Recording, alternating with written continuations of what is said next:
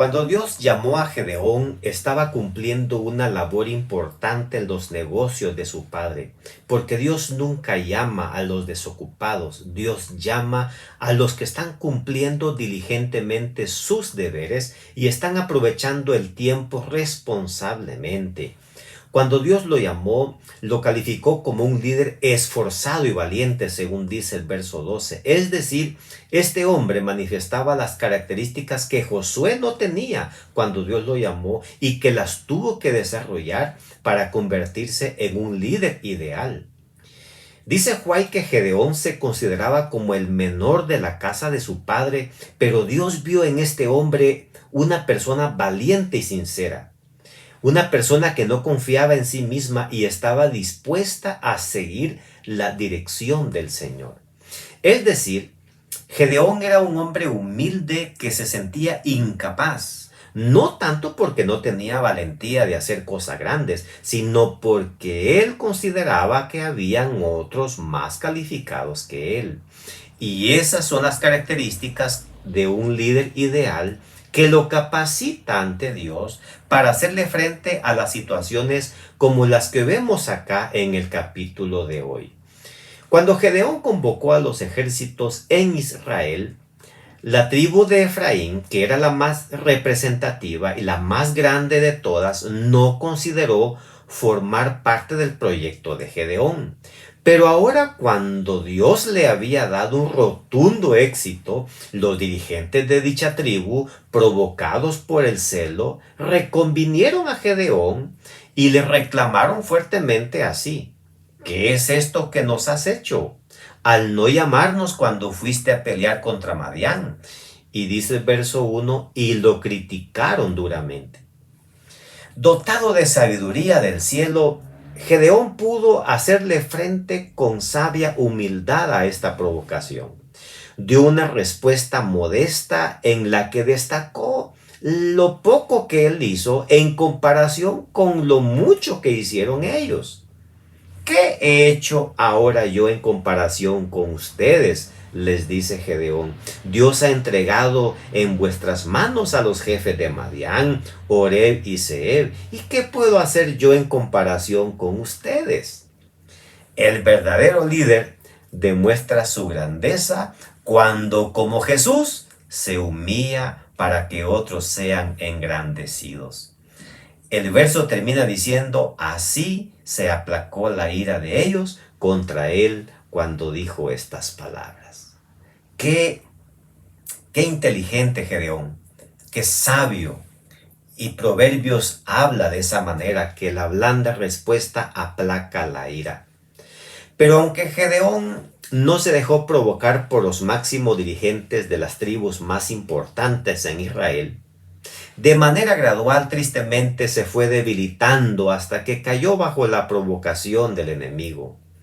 Después de una gran hazaña, con frecuencia viene un periodo de relajación e inactividad. Es allí cuando se baja la guardia y cuando Satanás aprovecha a provocar al ser humano que está desprevenido. Hasta el versículo 23, Gedeón había actuado muy acertadamente. Aun cuando le pidieron que los gobernara, su respuesta fue: Jehová será vuestro Señor. Pero tristemente cometió un error cuando él pidió todos los zarcillos de oro del botín para él, lo cual consistió, dice el verso 26, en aproximadamente 50 libras de oro, sin contar con otra variedad de joyas y prendas muy valiosas que los orgullosos hombres importantes de Madián usaban mientras pelearon.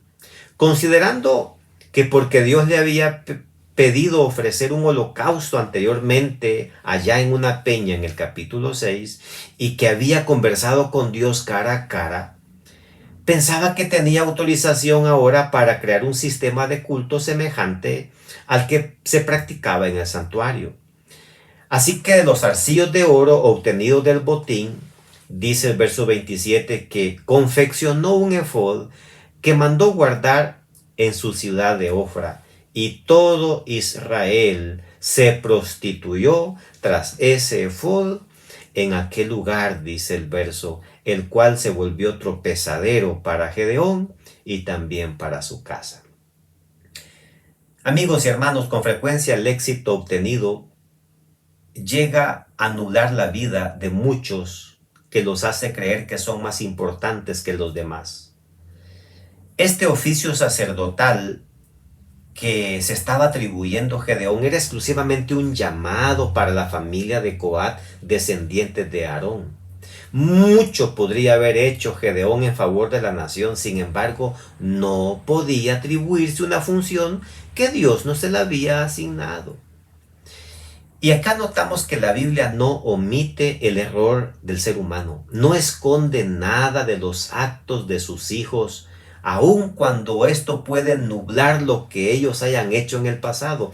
Hubiera sido muy hermoso que este capítulo se haya omitido en la Biblia. Sin embargo, la palabra de Dios siempre describe al ser humano tal cual es.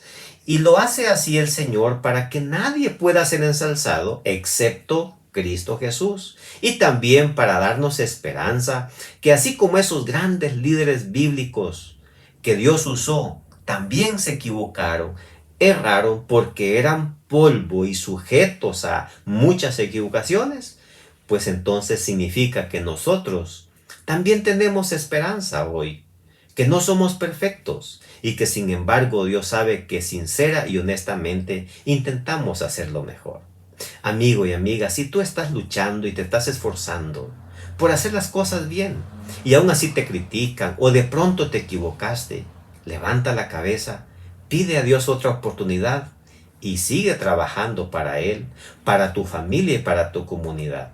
Lo importante es que el ser humano tiene el privilegio de reconocer su equivocación y, como David, arrepentirse y entonces terminar bien. Lo importante es terminar y terminar bien. Que Dios te bendiga, que pases un hermoso día.